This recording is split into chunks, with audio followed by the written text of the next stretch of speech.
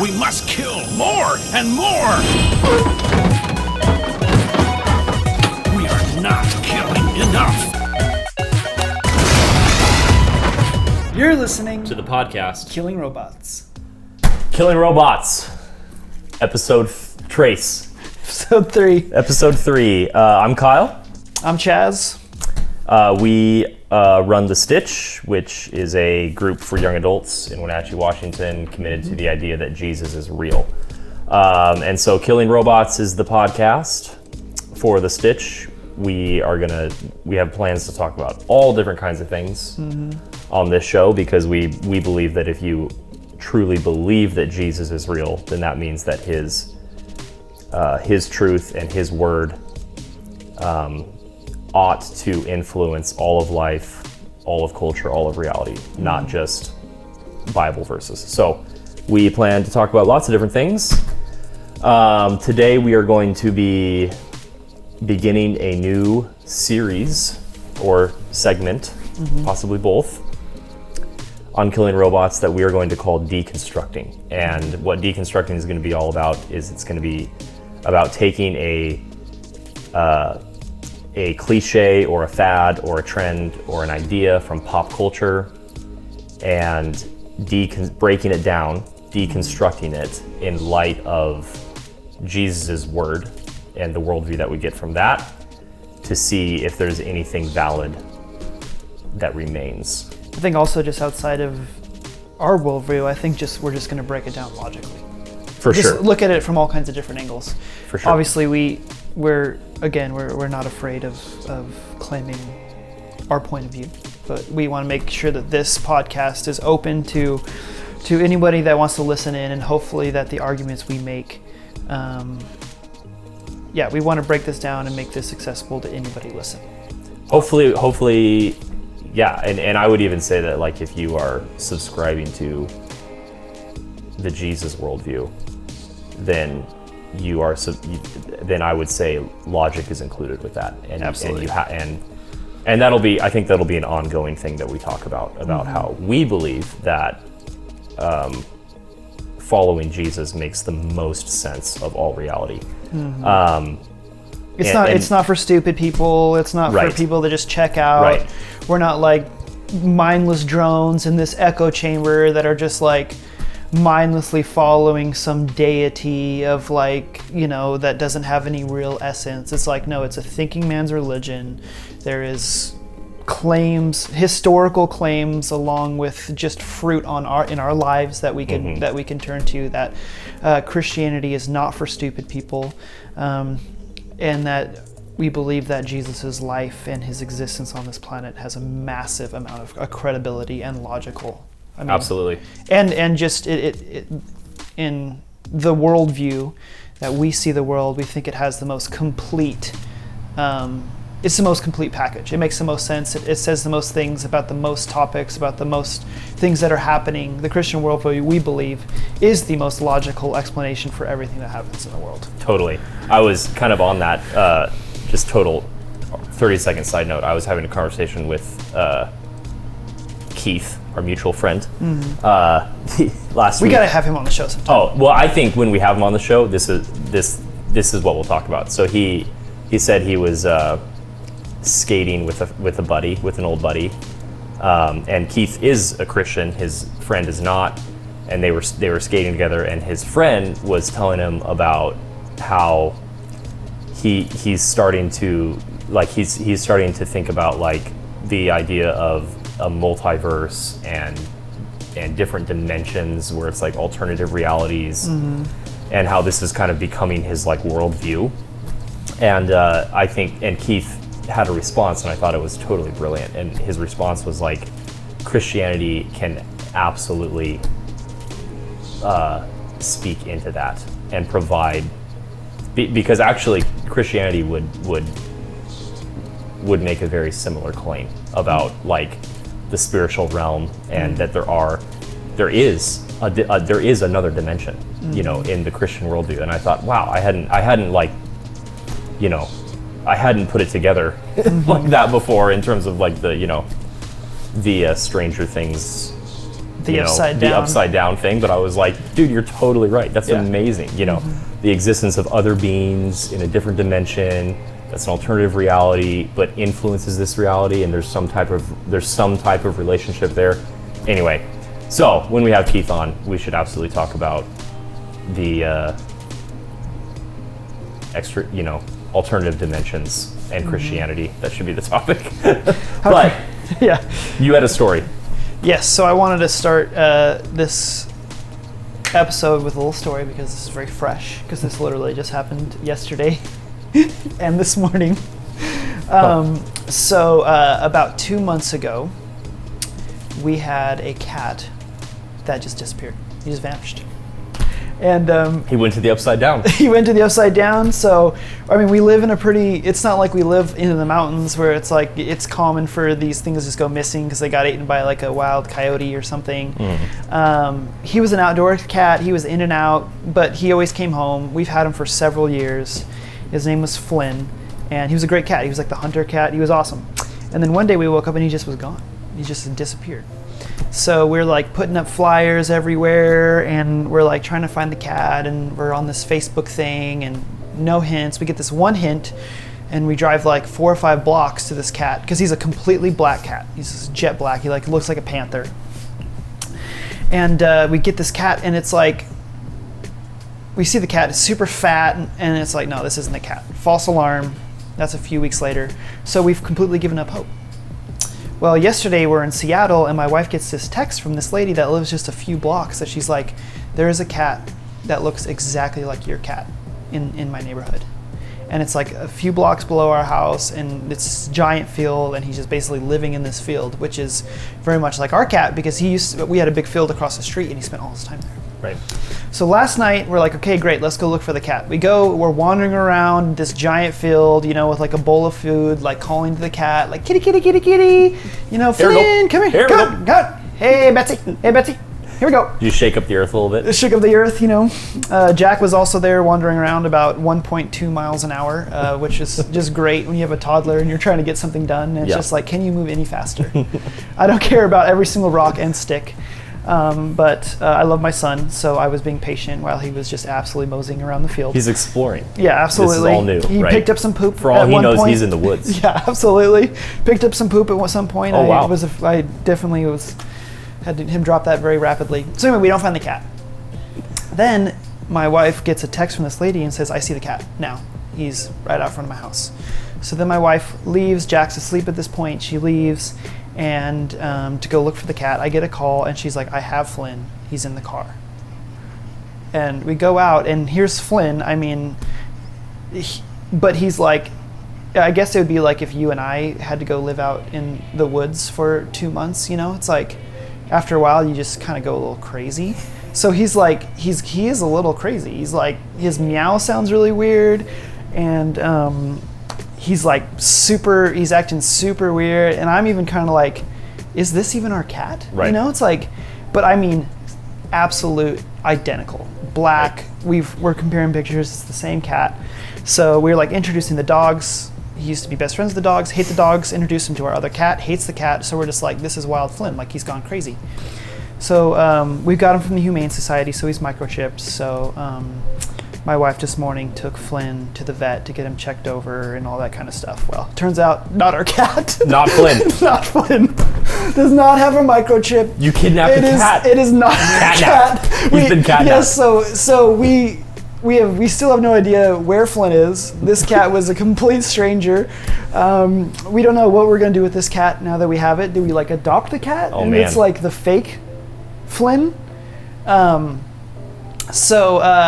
So we found out this morning. I think my wife is very sad because she was excited to have our cat back. Right. This is not our cat.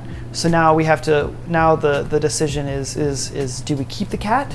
Fisher cut bait, as they say. Do we just release the cat back into the wild? Right. Because there was this lady who was feeding him, and she kind of liked him. Oh, man. Do we take the cat to the Humane Society?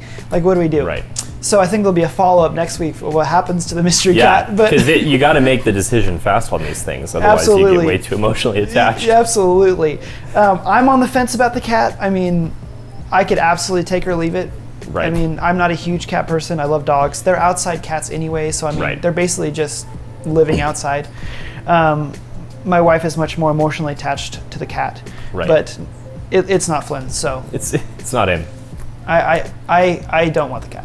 You know, oh, you're just saying it here. We heard it here first. You officially have made your decision. Oh yeah. Right.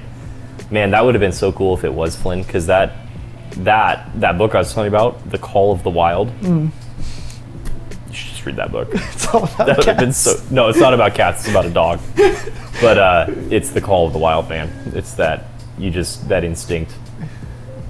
You know, the wild instinct. Anyway, so That's my story. I love it. That was great. That was incredible. The case of the missing cat still unsolved. Flynn. Yep. Yeah. Where in the world is Flynn?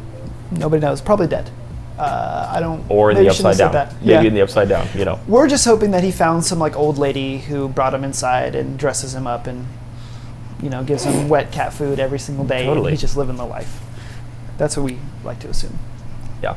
So That's a nice thing to go with. just know? like you tell your kids, you know, it's like he's in a better place now. Absolutely. Whatever you that know, means. whatever that is. Oh man. One quick comment that I'm just gonna make for no apparent reason, but I went to bed thinking about it. I woke up thinking about it. It's been bugging me all day. I watched the first 2 episodes of Stranger Things season 3 Okay. last night, and absolutely hated it. Okay. Absolutely hated it. I think the show is completely ruined. I think yeah. The by far the 2 worst episodes in the entire history of the show, back to back, and I'm like, I'm done. I'm not going to watch it. I think it's so dumb. I also started watching it yesterday.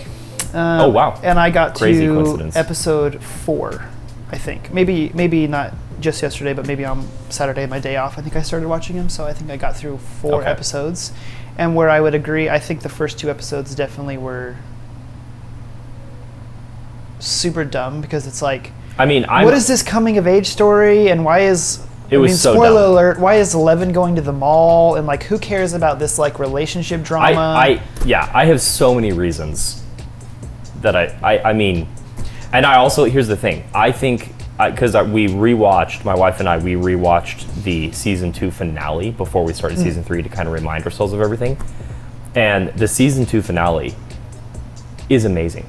It's incredible, and I feel like everything about the show, start to finish, could have ended with season 2, and it would have been like the perfect ending. I think everything was wrapped up. I think all the loose ends were tied up. Right. I think there's a little bit of a hint that like the upside down is still there, but I think that's great. It's like, well, of course it's still there, but they closed the loop or whatever. Anyway, and so then I was like, well, hey, season 3, you know, love the show till now. Let's dive in. And I mean, I think everything from the story to, I think they have completely ruined everything. I think the characters are all different. I don't think they're you know, I don't think that they are acting like their true selves. I think it's like, this is what I described to Amy. It's like Stranger Things. The best thing about Stranger Things was the story. And then like the 80s nostalgia was like a cool stylistic thing that was just like the cherry on top. But now, at least based off the first 2 episodes, so, you know, I can't speak definitively about the rest of the season, but based off the first 2 episodes of season 3, I feel like they have no substance, they have no depth to their story, and now what they're doing is they're taking the style and they're making it all about the style, and so they're trying to take the cherry on top and make it the whole bowl of ice cream, so to speak. And I'm just like, I just hate everything about it. I hate the characters. I hate the direction it's going. I'm just like, this is. Anyway, I'm just in a bad place with Stranger Things. That's what I'm saying. I would say I would agree. I agreed until I kept watching and I understood what they were doing. Okay. So I think what So you would encourage me to give it another episode? I or 2. would. I would say the story's picking up right now, and I'm really into it. And also, I understood what they were trying to do for the for the first 2 episodes. I think they were trying to establish a narrative that everything is back to normal. That it's just it's just, you know, it's weird to us because these are like 8th graders and like, you know, there's like this weird relationship going on, blah, blah, blah.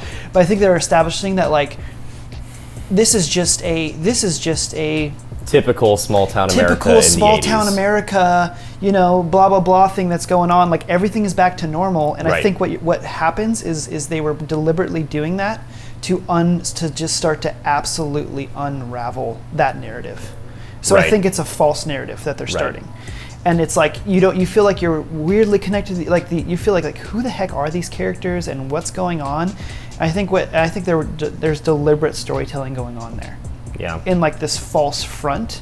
And also I think the other thing that they're trying to do is they're trying to narratively tell the story of adolescence to adulthood. Like there's this I think there's this thing that happens where you go from boys club, little kid, you know, everything is cherry pie, we just hang out with dudes, and then all of a sudden there's like this thing that happens in every young man and young woman's life. Yeah, you hit adolescence. Where you start to notice that there's more to life than playing D&D or playing video games with your buddies, and that there is like this rub of like wanting to still be a kid, but yet half my friends are moving on and getting or meeting girls or there's this changing, which I do think is interesting. I don't know if I don't know if it's, but what is also happening is that's going further and further into the back seat as far as narrative. And this new story that's coming along, which is much more about the Upside Down and classic Stranger Things, is coming around, and I'm like hooked. I love this new story direction. Like there's a web of characters going all kinds of different directions, which I was confused by at first. So I would say I'm at the point now that I'm absolutely going to watch the rest of the season. Okay. Well, I'll have to decide. Yeah, absolutely. Because I'm not saying I'm right or wrong. I'm just saying that I kept watching, right, I started to actually enjoy it more. Yeah, I just like, especially after the first episode, I was like, well, here we go. They're doing it. Like they're doing the typical Netflix original thing, where it's like overly indulgent. It's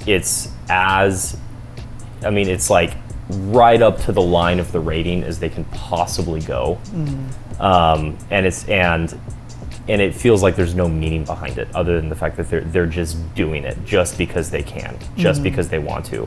And it's I don't know, it's very sensual, and it's just like, yeah. And I'm like, what you know, I'm like, I don't know. I'm just like, what I care about is characters and story, and it just felt like there was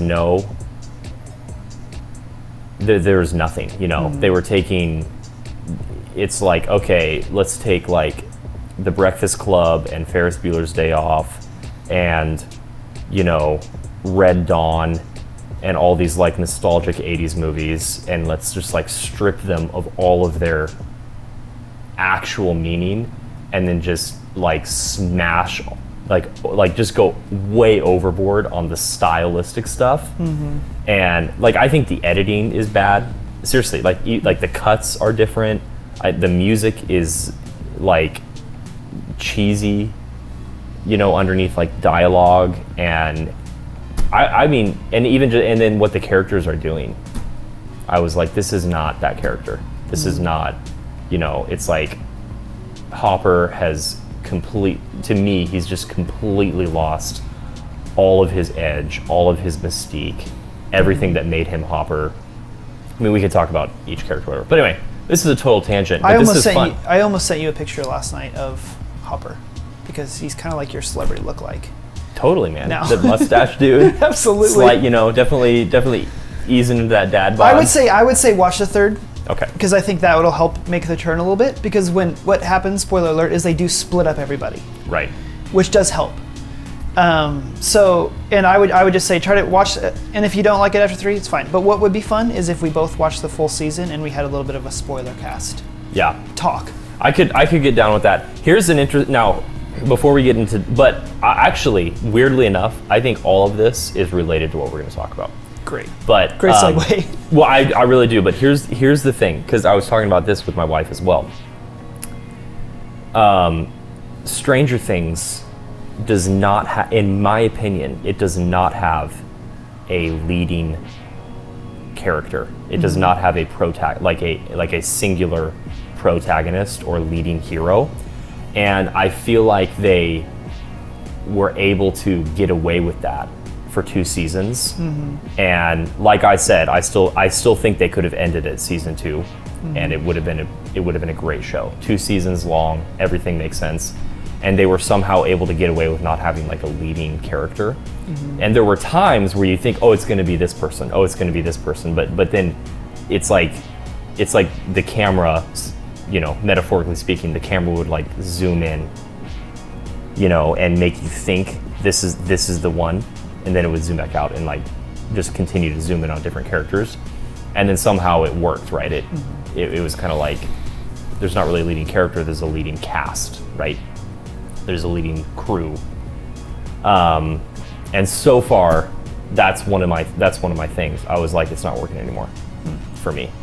And I also will say that the off-colored weird stuff that was happening in episode 1 or whatever, I haven't got the slightest hint of anything even remotely that weird.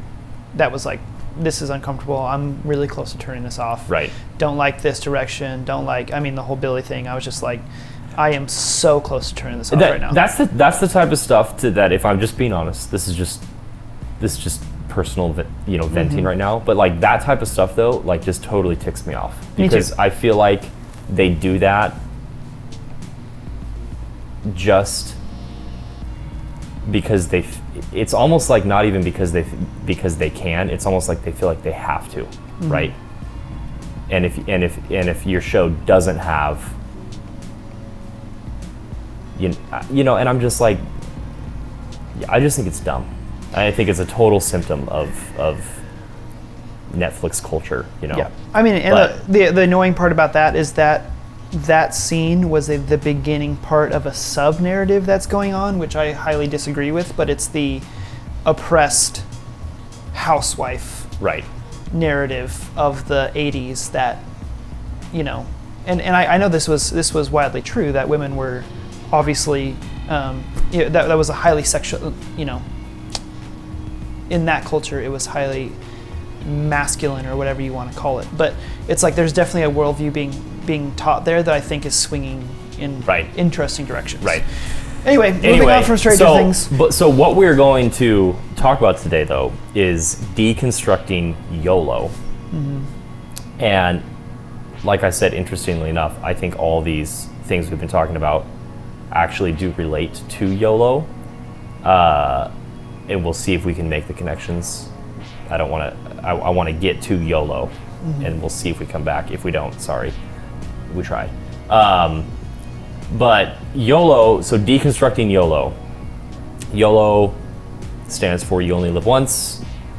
Became massively popular several years ago. Like, I think it was like 2012 or something. There was a song, like Drake released a song that had it in the chorus or something like that, and it like overnight became this massive like internet meme, basically, you know. And it was just like the thing you said. It was the catchphrase. It did not last for super long. We were just talking about before, it's like, do people even say YOLO? I don't know, I haven't heard in a long time.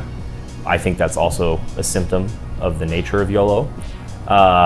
So you only live once. I have an article that I want to read that'll kind of help, I think, set the groundwork. But do you have any initial thoughts? I mean, let's start with the article. Okay. I will pull it up to me in my so I mean, it'd be interesting because YOLO, again, it's like, what does that even? It's just really interesting when phrases, like I've been doing a lot of studying because I have a sermon coming up this Wednesday that I'm really excited about, but I've just been doing a lot of studying, and one of the questions I've just been asking myself is like, where am I getting my influences? And it's interesting that someone like Drake, for instance, could influence people at all. Right. Because where is his influence coming from? His influence is coming from popularity. And why is he popular? It's like, the guy's a loser. Right. I mean, that guy has zero fruit on his tree. You know, it's like the people that the culture polls as their heroes. It's like, if you really pulled back the curtain on their life, is this someone that you want to listen to and like right. have be speaking stuff over your life? Like, yeah, the concept of hero, like who are our heroes now? Do we even have heroes anymore? And it kind of feels like all of our heroes are actually like anti-heroes now, you know? And that's interesting. And I think that even okay, now I'm trying to make a connection. Just this might not work, but I'm just throwing it out there. Like the fact that shows like Stranger Things don't have a leading hero is like, that's a trend, right? That's a trend in modern day storytelling, especially in these 100-hour narrative shows that just go on, and it's much less about the okay, I'll do this. Okay, Call of the Wild. Okay, here we go. All kinds of connections here. Call of the Wild is about a dog named Buck. He's the main character. You would love this book, man. A dog named Buck, and it's the absolute. Call of the Wild is like, I mean, it is the archetype, if that's the right word. archetype? Archetype. Archetypical. There we go. Narrative, where you have a singular hero who is forced out of his home. Right. Goes into turmoil. Forced out of his home, all like, as it gets as bad as it can possibly get, and the whole arc, the story arc, the shape of the story is, you start here with the hero, and then they're forced out of their home, and it gets bad, gets worse, and the whole shape of the story is this giant U, where it's about the hero, the singular hero, on an odyssey to get home, Right. basically. And now the home that they end up in might not be, in fact, oftentimes it's a different home than the home that they were forced out of. And that's how the Bible works, interestingly enough. But that's like that is the archetype narrative story, right? That is the myth, right? That basically all myths are based around, and so, but when you come to a show like Stranger Things, it's like there is no Buck, right? There are lots of different characters, and anyway, it's interesting, you know. And it's like, does that work? Does that really work? It's a whole different conversation. Can you care enough, you know, about each of these characters?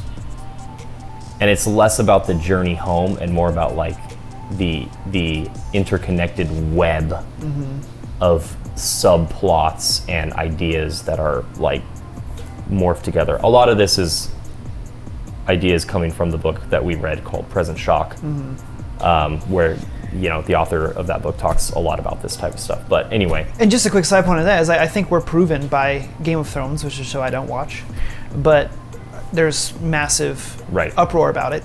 I think it's proven that type of storytelling doesn't work. It works for the 6 or 7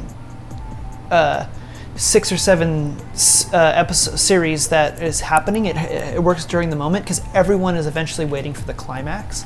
But when you have 7 or 10 million threads going out and then you end those threads and none of them are tied up, you're like, everyone on the internet hates the last episode of Game of Thrones. Right. Because it's like what they were doing the whole time is just like drawing out these milky gray narratives that like who's the good guy, who's the bad guy, who are the heroes, who's this, and when they finally make a definitive, this is how it is, and this is that, everyone rejects it. Right. So it's like, if the thing is it's like Lost. Does anyone like the last episode of Lost? Right. Everyone hates that. It's because it's this strung along narrative, and when you try to bring it to a close, it's like it's impossible to close every end. It's impossible to do. Right. So people still want the myth. They still want the age-old myth. Mm-hmm. And in their heart of hearts, people think that they want this gray area narrative, but at the end of the day, what people want is like, no, we want closure. They want Buck to get home, baby. Absolutely. They want. Yeah. I'm gonna try to reference Call of the Wild as much as possible. I'm glad. Just keep referencing books that no one on this podcast has ever heard of or listened. That's not true. Okay, that's not true. Buck or Call of the Wild, written by Jack London. It's a classic piece of literature. New York Times best-selling. Dude, it's great. It's awesome. Well, eventually I'll probably read it. There'll be 2 people on this podcast that have heard it. It'll be great. Yeah. So YOLO, and what does that have to do with anything we're talking about? We're not totally sure yet, but we'll figure it out. What is YOLO? This is an article from the Boston Globe, of which I do not read, but I read this one. 2012, okay? It's written by a guy named Ben Zimmer. What is YOLO? Only teenagers know for sure. A youthful slang craze flies under the adult radar. Every now and then, a bit of slang comes along that draws a bright red line between young and old. In 2012, that slang term is YOLO. If you are over 25, YOLO likely means nothing to you. If you're under 25, you may be so familiar with YOLO that you're already completely sick of it. A tip to the oldsters, YOLO is an acronym for You Only Live Once. It shot to fame earlier this year thanks to the rapper Drake, whose song The Motto has the hook, you only live once. That's the motto, YOLO, and we bout it every day, every day, every day.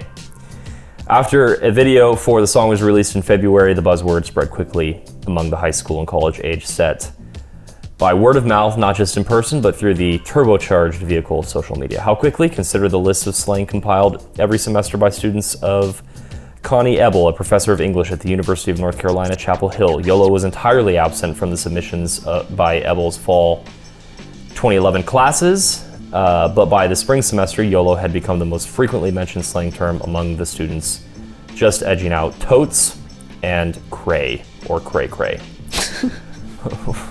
What accounts for the meteoric rise of YOLO, and how has it gone virtually unnoticed by non-millennials? Its appeal to the youthful is self-evident. YOLO, as a shorthand mantra, defines youth on a certain level.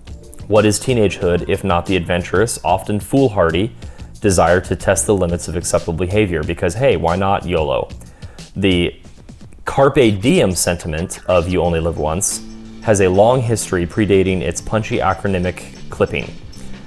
Garson O'Toole, on his quote investigator blog, traces variations on the theme back to the 18th century, as in this line from Samuel Richardson's novel Clarissa, "We live but only once in this world, and when gone, we are gone from it forever."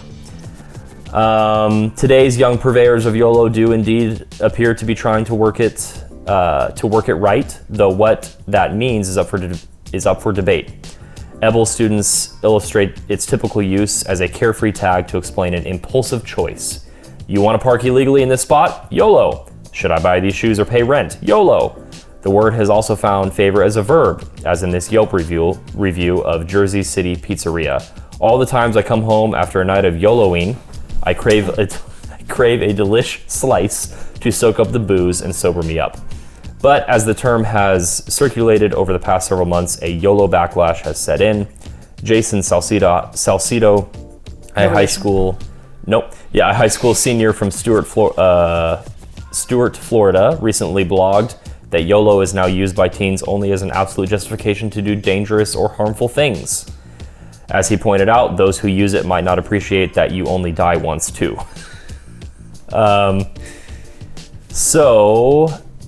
I'm kind of editing my reading here, skim reading here.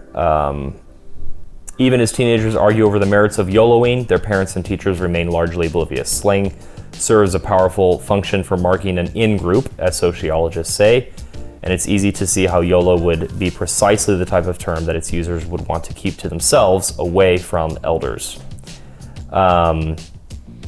And that's why we are now just discussing YOLO 40 Yes, years totally. after it was yeah, popular. Yeah, way too late here. If there's anything that signals the death knell of YOLO, it is that Katie Couric has now latched onto it. In advance of her syndicated talk show, Katie, which debuts next month, this is back in 2012, Couric has announced that the show will have a regular feature called What's Your YOLO? Encouraging viewers to make videos describing things they want to do before they die. After Couric's use of the term was reported, the writer Greg Campbell tweaked her on Twitter rule of thumb: when Katie Couric starts using internet acronyms, they've jumped the shark months ago. It's true that if Couric and others of her age group start YOLOing, making the term synonymous with crossing items off one's bucket list, any generational cliche it might have will be lost.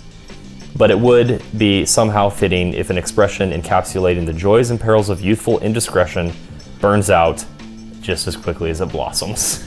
So he kind of makes my point. Yes. The fact that YOLO is no longer a thing anymore, really, and we're just now talking about it, is kind of indicative of the whole thing. Well, I would say that the phrase YOLO may not be a thing, but I would say the mindset is absolutely 100% a thing. Totally. And I think that's why we're discussing it now. It's Totally. because, like, do people say YOLO anymore? No, because it's super dumb and no one says it anymore, because you'll be like, what are you, from the 90s? Right. But I think the mindset of you only live once, the mindset of living in the moment, the mindset of hey, we'll only be 18 once, so we might as well. I mean, as you described there, it's like, oh, I'm parking illegally, YOLO. It's like, oh, should I pay rent or buy shoes, YOLO. It's like, I think that's still very much the mindset that we find ourselves in culturally. So I think that's Totally. why it's a relevant topic to talk about. Yeah. Now. YOLO has been a thing for a long time. Yeah. Right. Carpe diem, I mean, right? Seize the day. Yeah, I wanted to talk about that because, so I it's like, is YOLO the same thing as Carpe Diem? And I don't think that they are. I really don't. I think the whole, so this is my position. You only live once. I think, first of all, is entirely wrong, right? Like, just if I'm gonna go, if I'm gonna go biblical here for a second, right? If I'm gonna go, bring in the Christian worldview for a second, you only live once actually is incorrect theologically. It's not you only live once, it's you only live forever. Mm-hmm. That is the Christian position on life. The phrase should be YOLF. You only live forever, not you only live once. And so it's this, so by making it, by taking out the eternity piece, the eternity factor, mm-hmm. and viewing this life as the end all, be all of reality and of your personal human existence, it's what it ends up doing, I think, is overemphasizing death. And what do you mean by that? Well, it's like you only live once, meaning another way to say that would be you're going to die eventually. Like, inevitably you will die. And I almost, it's not, I obviously, not everybody who's ever used the phrase YOLO means all of this, but I feel like it's implied underneath it, is that when you say you only live once, another way to say that would be, this is all that there is. Mm-hmm. This material, what you can see, what you can taste, what you can touch, what can be observed by your five senses and experienced in this physical material life, however long that is. You don't know how long that is, by the way. That's all there is. That is your only reality, because you only live once, meaning one day you will die and your story and your existence and your consciousness will be completely annihilated, and it'll be done. It'll be, you go into oblivion, you are done. Everything is over once you die. And that's just not the Christian perspective at all. And so then it becomes this almost like overemphasis on death as like the final say, like the final punctuation, on your entire existence. And so then what I think it does is, ironically, what YOLO does is it actually, by overemphasizing death, it actually ends up devaluing life. Because it's like, if you only live once and eventually you're gonna die and then it's gonna be over, it's like, it doesn't matter. Essentially, there is no meaning. So yeah, do whatever you want, pay rent, buy shoes, do whatever you want, party, until you're absolutely blitzed out of your mind, it's like, sure, do whatever you want, YOLO, whereas carpe diem, I feel like is more of a, rather than emphasizing death, it's emphasizing the opportunity of this day in light of life. Seize the day, seize this day. Because, and this is kind of where I wanted to get to, is I think YOLO is a symptom of living in the moment, which says only this moment matters. What I think the Christian worldview would imply is that rather than being people who live in the moment, we ought to be people who live in the present, which does not say only this moment matters, but rather says every moment matters. So, what are your thoughts? I would just say, like, carpe diem is absolutely, it maybe originally seize the day meant exactly what you're saying, right. But back when I was saying it, it meant YOLO. So it's just like, it's unique. It's like, it wasn't like seize the day and take advantage of every opportunity. It was like carpe diem, so let's freaking go ham tonight, you know? So it's like seize the day, like... Same thing, YOLO. Exactly. Yeah. So I'm just saying, like, culturally, it's like, I agree with you that probably the original meaning was not YOLO, but I just think that when people are saying it, they're not saying... Sure. The original, I was saying, when I was saying it back in the day, I was saying, like, carpe diem. So let's hit the gas, Right. Let's hit the gas. But yeah, I mean, I would just agree with everything you're saying. It's just like...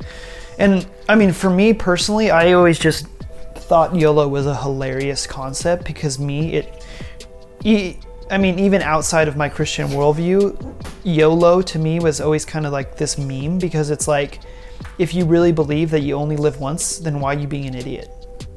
Like, that's, it which kind is of breaks interesting, down. which is interesting because that's always what I was like. It's like, I always thought that YOLO was the stupidest thing, because it's like, you only live once, so be an idiot and do whatever the heck you want. To me, it's like, that doesn't make sense logically. Right. It's like you only live once, so like, let's try to die tomorrow. It's like, right. What are you talking about? It's like, you only live once, so it's like, if that really is what you think, then it's like, then why aren't you doing something with your life?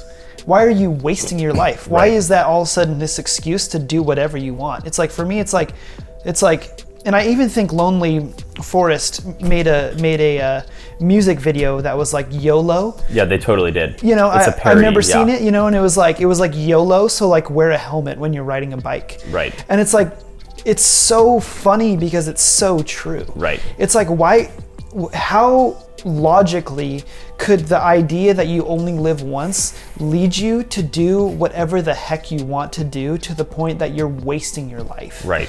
If the reality is that you only live once, personally, where that would push me outside of my Christian worldview would be to take advantage of every moment that I live, and to be like, it's like, it is that carpe diem, like seize the day. It is that, like, hey, YOLO, so guess what? It's like, right. Clock is ticking, so let's start actually doing something with my day. Let's start, Right. It's like... But here's the interesting thing, is it's like, even if it does lead you to doing more with your life as opposed to less, making better decisions as opposed to dumber decisions, like, even if you do that, the motive underneath it all would be fear-based, right? Because it's like, this is it. This is all I have. I might not even have the rest of the day. I might die today, right? And so it's like, it's this constant, like, fear-based motive to achieve, and which I think is like, I think if you follow that out to its logical extreme, and this is exactly what they do in that parody video, if you follow that out to its logical extreme, it becomes actually a very paralyzing phrase, right? So it's like YOLO, so wear a straight jacket and stay inside and don't, that's the type of stuff they start doing in the video, right?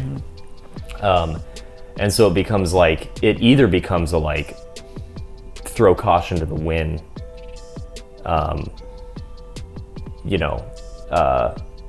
there's even, Jesus, I think, even tells a parable about a person who basically has the YOLO worldview. It's like, let's eat and drink and be merry, for tomorrow we die, And so it's like, let's throw caution to the wind. Let's do whatever the heck we want. There are no rules. There is no meaning. There's no significance. More like morality. Like, are you kidding me? Like, we can do whatever we want because this is it. This life is all that there is. Or if it puts you to the other side of like, this is all we have, right? This is all we have, And I think if you follow that out, it becomes paralyzing. So it either becomes a whatever, a throw caution to the wind or paralyzing. So as we talk it out, what we're seeing here is that there's two ditches. Right. There's the ditches of YOLO, do whatever the heck you want, or YOLO, don't do anything. Right. So it's like, I think the question is now then, it's like, just as we deconstruct this, it's like, and I think also just thinking about this concept of you only live forever, I think there's also ditches there, right? It's like, on the Christian worldview, there's ditches there as well, because it's, I only live forever, so it's like, what's the hurry? But then the reality is, it's like, we only are going to be on earth, the mortal earth as we know it, for a very short amount of time. So I think the ditch there would be like, well, we only live forever and God is sovereign. So it's like, what's the big hurry with my friends? What's the, it's like, is it really that big of a deal that I'm constantly praying and leaning on Jesus and being on mission? It's like, well, the other ditch of that is saying, the ditch of that is like, I could die any day, so it's like, oh my gosh, we have to like hurry, gotta like, every morning I wake up, we gotta go run out and like with a bullhorn. It's like, so I think when the Christian worldview and the in the world's view, there's two ditches that you can fall in on both sides of the spectrum. That we are eternal beings in the Christian worldview, right? But we're also on earth in mortal flesh for a very short amount of time. And I think that there is a middle road that we can walk as Christians that's healthy. And I think that's an important line that we want to walk. Right. That, and that's just something I've been reflecting on a lot about lately is, it's like, I will die eventually and I will be with Jesus at that point for the rest of my life. So for the rest of eternity, right? So it's like, there's only so many things that I will be allowed to, there's things that we can do now that we won't be able to do for the rest of eternity. Right. And that's just a very interesting thing to think about. It's something that's been taking up a lot of my thoughts lately, as far as just like this reality of there is almost a redeemable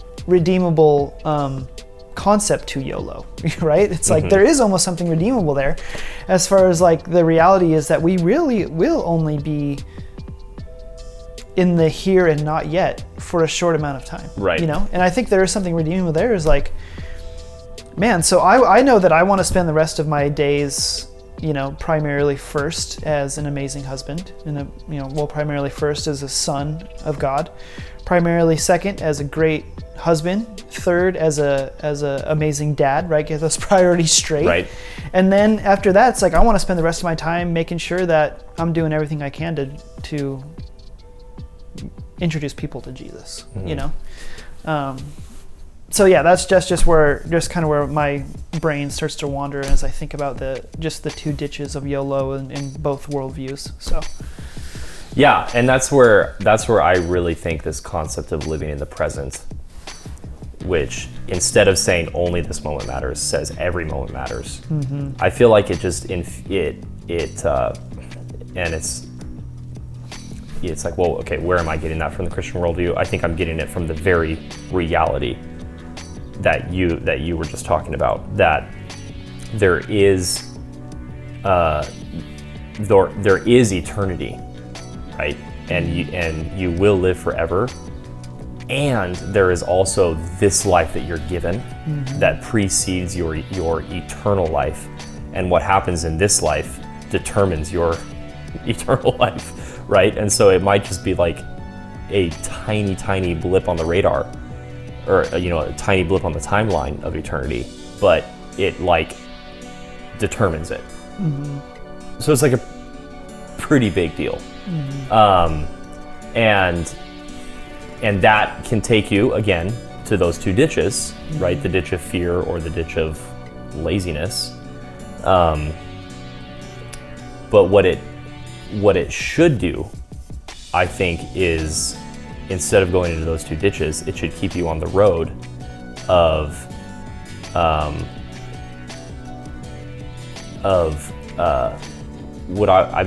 it should keep you on the road of meaning, right?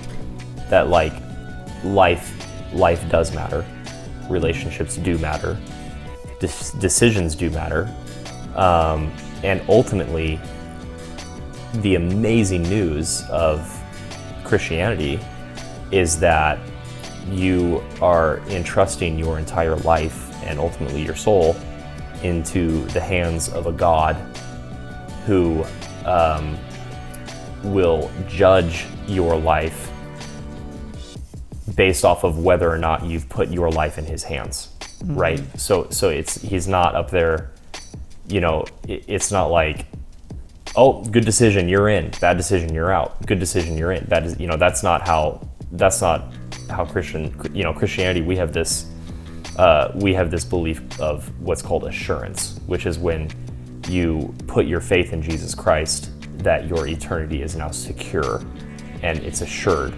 And that's not an excuse to be lazy, and it's not a threat to live in fear. It's an invitation to live in meaning, I think.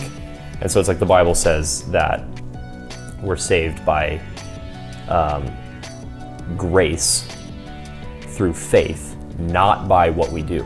We're not saved by our works. We're saved through grace, through faith, not of our works, so that we can't boast.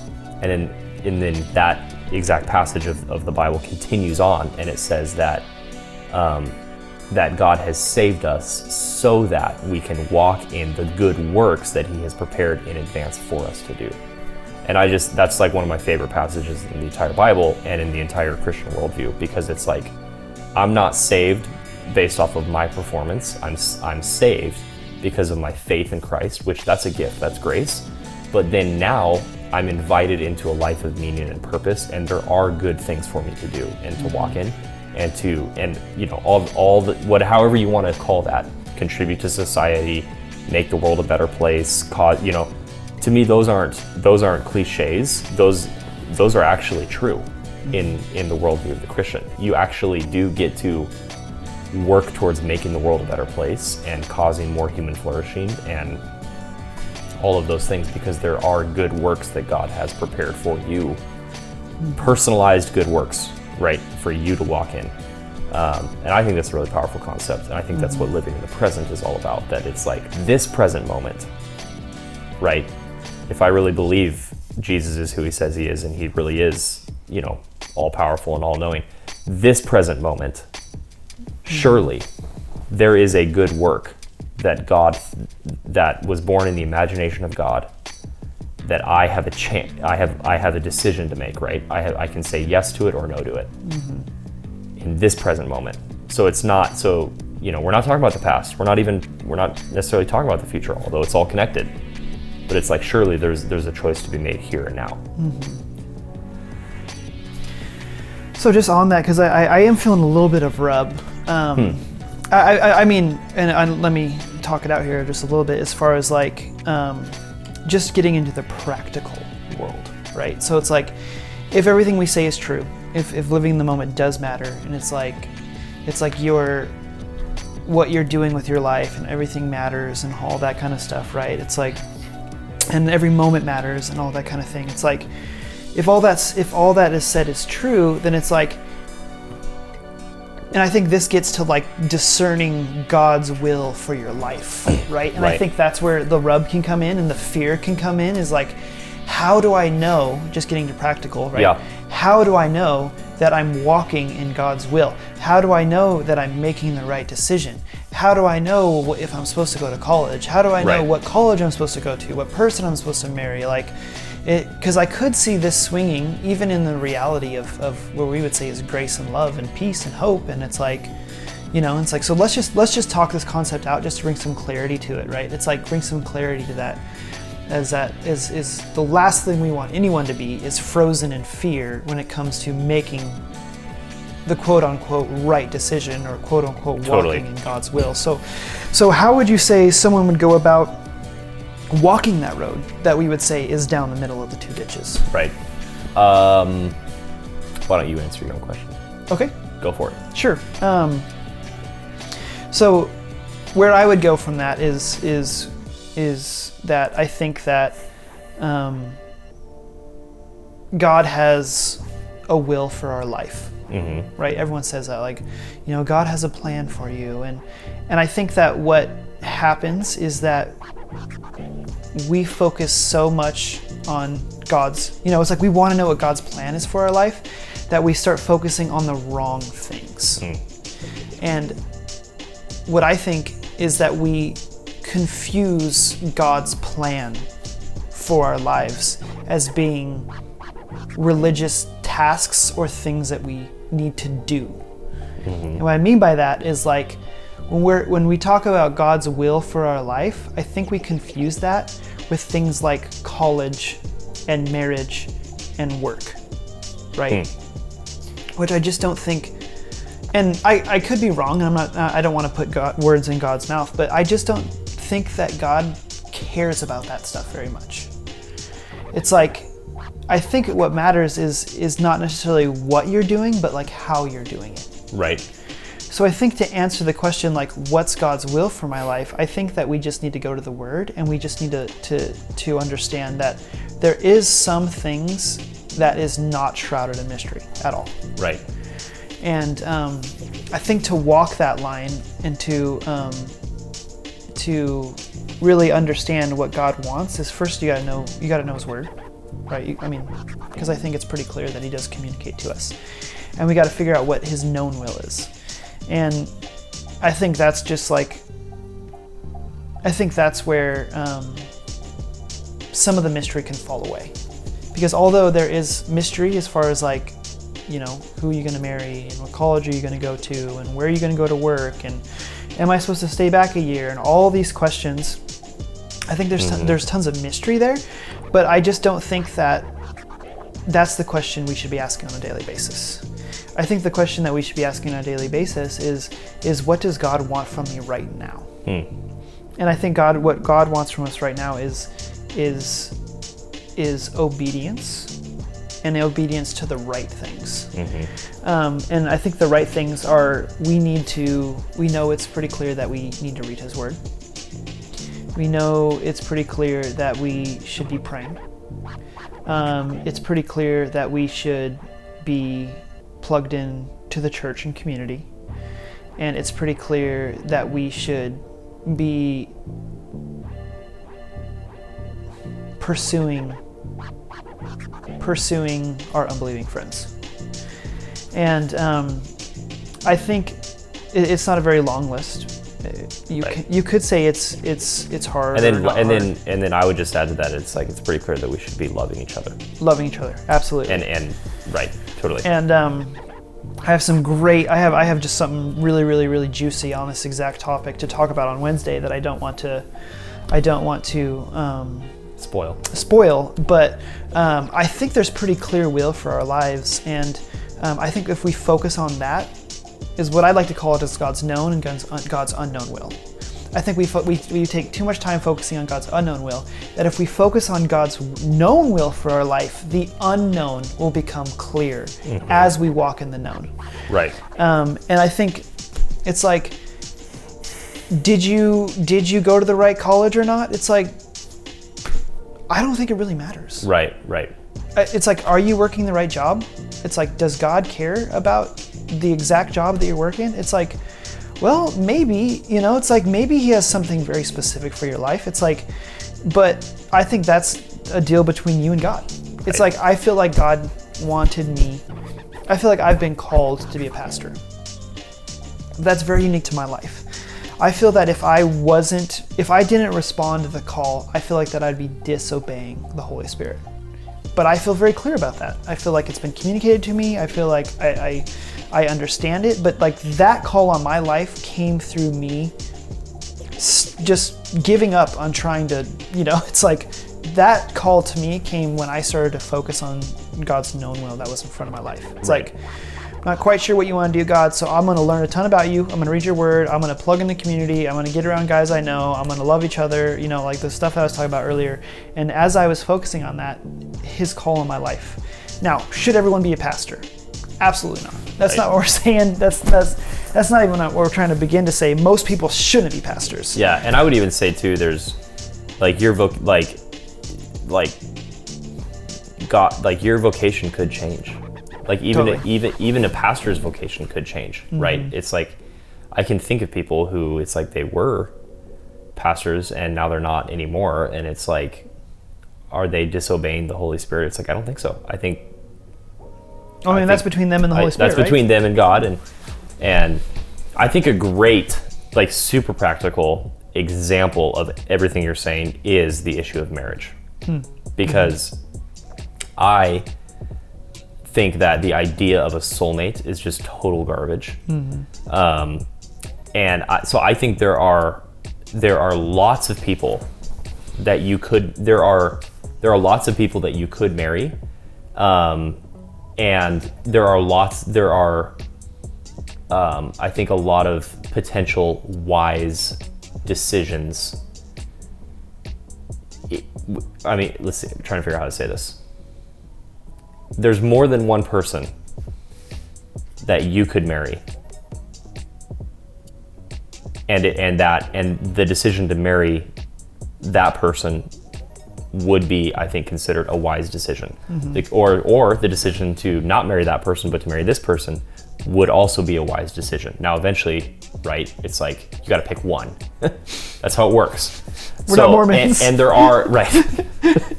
and you can make a foolish decision as well, right? It's like not a great person to marry, right? Because they don't share your values or whatever, your vision for life, or they don't have the character that you're looking for. It's like, well, that would be a foolish decision, right? So it's not, but like the issue of marriage is not about right and wrong, it's about wise or foolish, right? The issue of who you marry. You can make a wise decision or a foolish one. And there are lots of potential wise ones, and there are lots of potential foolish ones. And so the Bible does not tell you who to marry, but it sure as heck says a lot about how to be married. And so I think what you can infer from that is like, God would want you to make a wise decision in choosing the person that you marry, so that you can be obedient once you are married to that person in his known will about how husbands should treat their wives and about how wives should treat their husbands, to which the Bible has a lot to say. That would be the known will of God. There are obedience and disobedience issues in that category. If I am not actively loving my wife and laying my life down for her, I am disobeying the known will of God at that point, regardless of who she is, right? Regardless of who I chose. So anyway, does that make sense? It's like absolutely. It's like very clear. Yeah, absolutely, 100%. And I just think it's like, I just can't, I just can't stress that enough, because I think just particularly at this age group, there's a lot of voices you could listen to.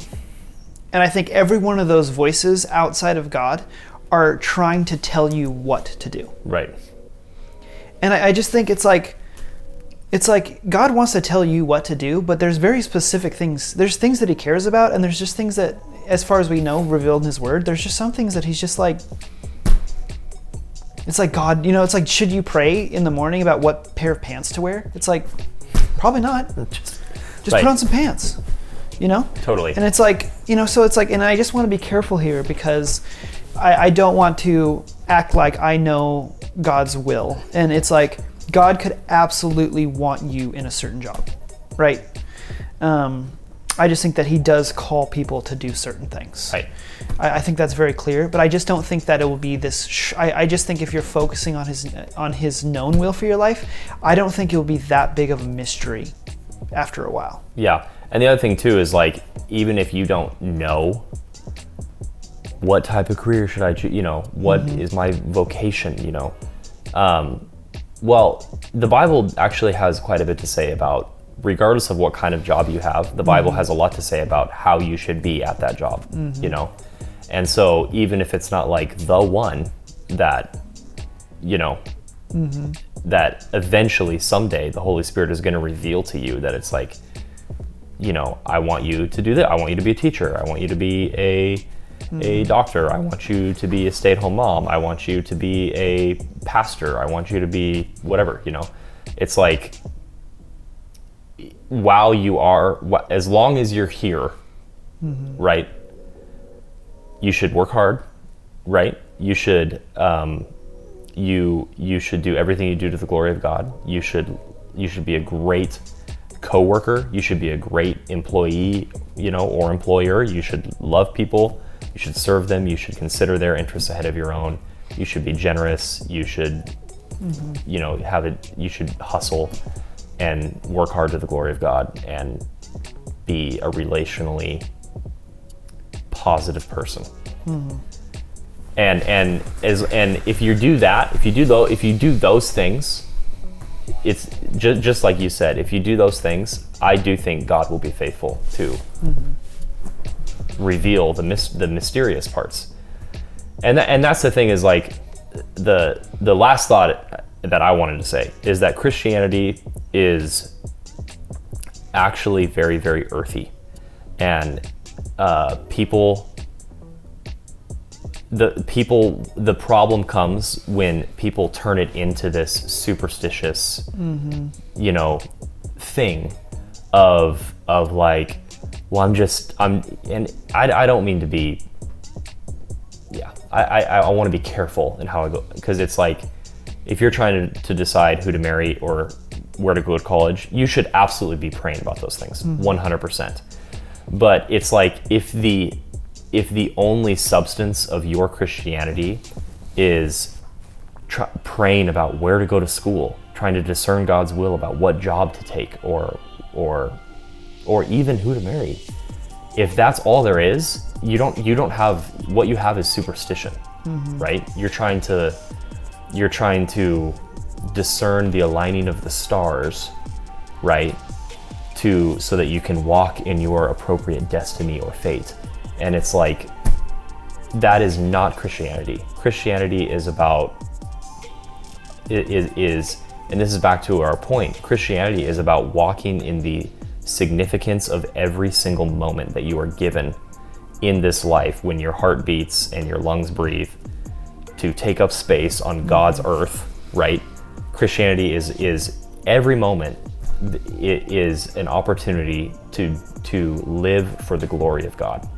And so if it's a dead-end job, do it to the glory of God, right? If it's community college or Ivy League school or no school, do it to the glory of God, right? And stop being so concerned about, you know, making the right or wrong decision on the superficial issues, and start being concerned with making the right decision on obedience issues. And that's where it's like, Christianity is not about the superstitious. It's about the natural, real experience, earthy reality of life. That it's like, God cares about your relationships and how you treat people. He cares about your work ethic. He cares about your, most importantly, your pursuit of Him and your relationship with Him. And if you focus on those things, I think there's a tendency for the rest, the mysterious things will fall into place. But does that? I don't know if I don't feel like I said that well at all. But No, I thought it was clear. I'm trying to like think of the comparison of like, it's like the Bible is not an IKEA instruction manual on how to assemble a table. You know, I'm trying to figure out like what I would compare it to mortatively, but I can't quite put it, like I can't quite think of what it is more like. But what it's not like is it's not like if you take you need to take a screw and put it, A and B and put it here, and then this is this, and it's like you assemble it, and by the end you're gonna have this perfect table. It just doesn't really work like that. Well, I think here's the thing: it's like where you go to college is not a moral decision. Right. It's just a decision, right? Now, it might involve, wisdom and foolishness. You want to make a wise decision about where you go to college, but it's like it's not a moral decision, right? It's something that it's a decision that you want to make wisely. But here's and this is the crazy thing about it, is like you won't be able to make a wise decision unless you are prioritizing the things that are the moral decisions and focusing on those things, because God cares.